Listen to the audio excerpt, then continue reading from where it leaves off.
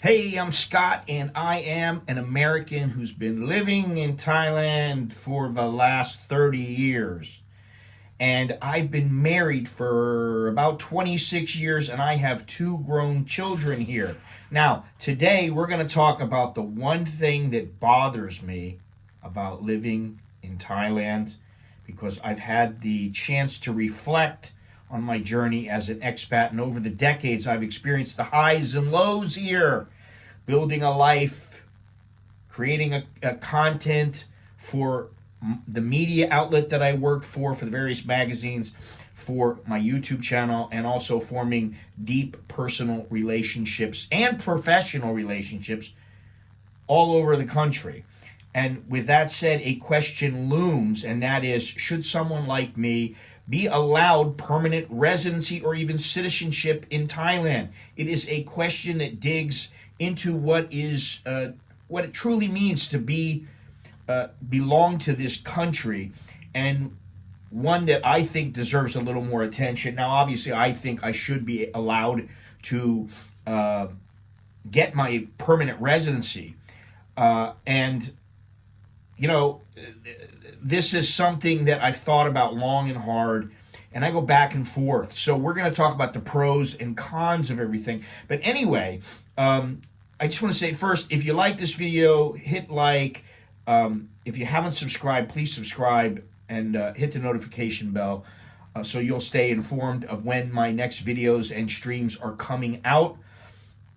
Also, if you'd like to send me a Dear Scott letter or you need a consultation, just email me at anamericaninbangkok@gmail.com. Now, as an expat who's seen the country evolve over the years, I've been here almost half my life, I think I've gained a somewhat unique perspective. It is my perspective. It's only one perspective, but it is rather unique. But does that mean that I need to be granted a permanent place here, or that I should be? So let's break it down. And I go both ways, to be honest. I mean, I can see them saying, well, yeah, okay, but I can also see the reason why they don't. And so I'm going to get into it, and we'll explore the reasons why someone like me may or may not fit the bill. So why I should be allowed permanent residency and or citizenship in Thailand. Now, in order to receive permanent residency in Thailand, you must be working and paying tax into the Thai system, not a retiree. In the past, I've worked as a correspondent for a media outlet in the United States, and as such was not required to pay tax into the system here or pay a Thai company. Long-term contribution. I've been living in Thailand for 30 long years, which shows my commitment to living in the country, to being part of the Thai society, and beyond simply being a long-term resident. I've also contributed quite a bit to the Thai economy through spending and jobs and engaging in the local community life. My presence is not just about take.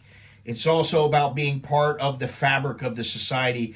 And at times it's been in a big way, and at times it's been in a small way. But I have contributed. So let's just get that out of the way right away. Number two, family ties. I've been married for 26 years. I've got two kids, 23 and 22. And they have deep ties to the country. They went to school here. They've grown up here. And to me, that establishes a personal, family-based connection that goes beyond residency.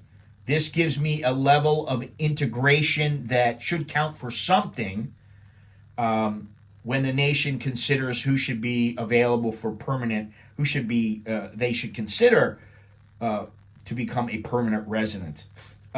Stable, non-demanding citizen. I don't really know what I demand here other than to use some of the facilities like the BTS, the MRT, and I pay for all this stuff. But I've been living here for decades, and I'm not really a burden on the state. I'm financially self-sufficient, and my status as an expat means I'm not a strain on the government welfare programs. I don't really need much from Thailand at all, as far as I don't need money. I don't need them to take care of me. I'm self-sufficient. Number 4, cultural understanding and integration. After 30 years, I have witnessed and adapted to the cultural changes here. I read and speak the language, and fairly well, pretty good. And I can even write it a little bit, and I understand the traditions, and I've lived through many, many highs and lows of this country, and myself, my wife, and I with the kids. And I think this demonstrates a level of integration that most would argue should make me eligible for permanent residency or perhaps citizenship. Number 5, promotion of Thailand globally. As a YouTuber alone, I've represented Thailand in a positive way to a wide audience. As a member of the media, I represented Thailand very well, and also to a lesser extent with the boxing company, I also represented Thailand very well. But that's kind of a soft power, spreading Thai culture and the good aspects of Thailand, talking about it. So I've contributed in ways that you couldn't really see on a balance sheet. It's not really tangent. But I still think that I benefited Thailand on the world stage. When immigration came to me and said, "Can you tell people about the overstay?" When it first went up to 500 baht, I did that. I made a video of it. I talked about it, and a lot of people knew about it because of me. Now, personal investment over 3 decades. I have accumulated many, many ties, whether they're business or personal or other sorts of investments. And I am invested in being here in the country doing well. I want the country to do well.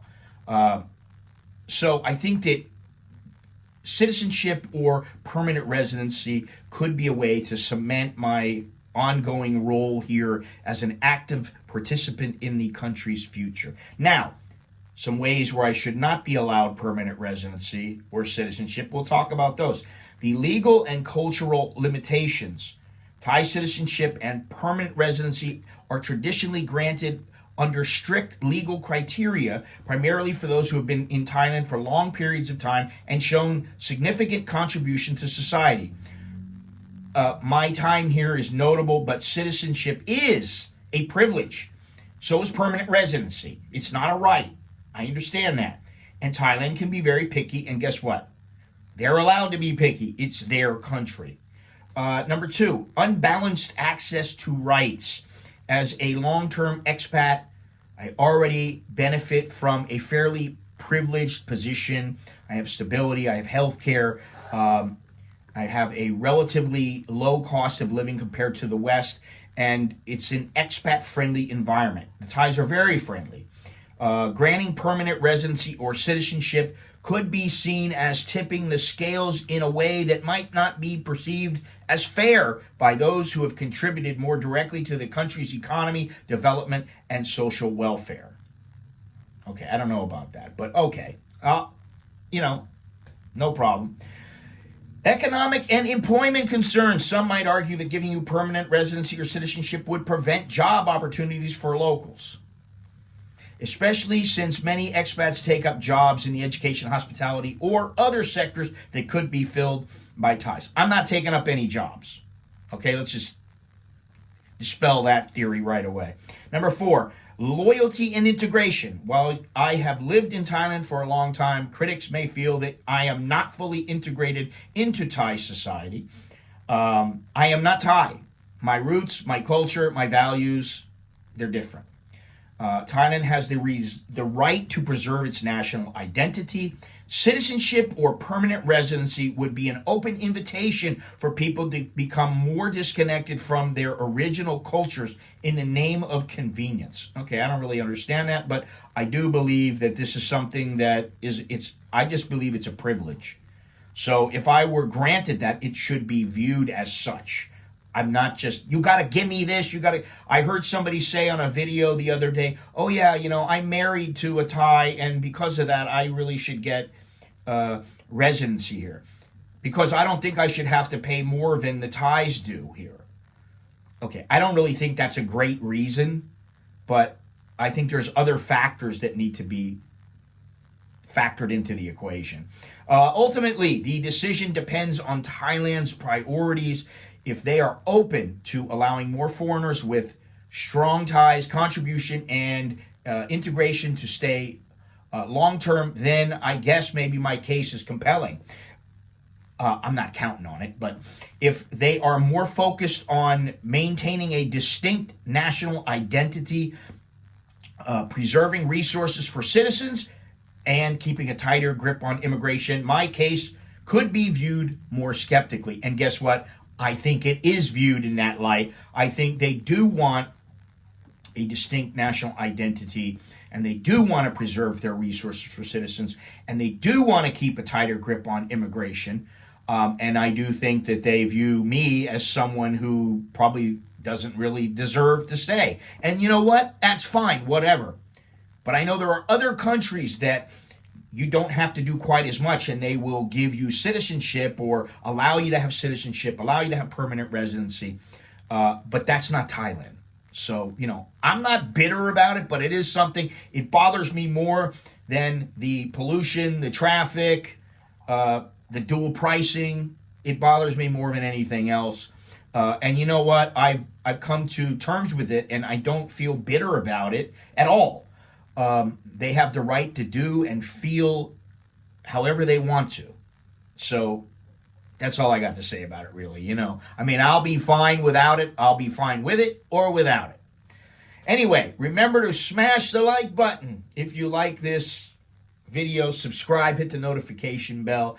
If you'd like to show your support for the channel, you can do so by joining the VIP section of the channel for as little as $1.99. Just hit the join button below the video window. And also, if you want to send me a Dear Scott letter or you need a consultation, email me at anamericaninbangkok.com. And that is all I have. So until next time, I am Scott. I'm an American in Bangkok. Chok di leo jerken mai, which is good luck and see you again. Take care.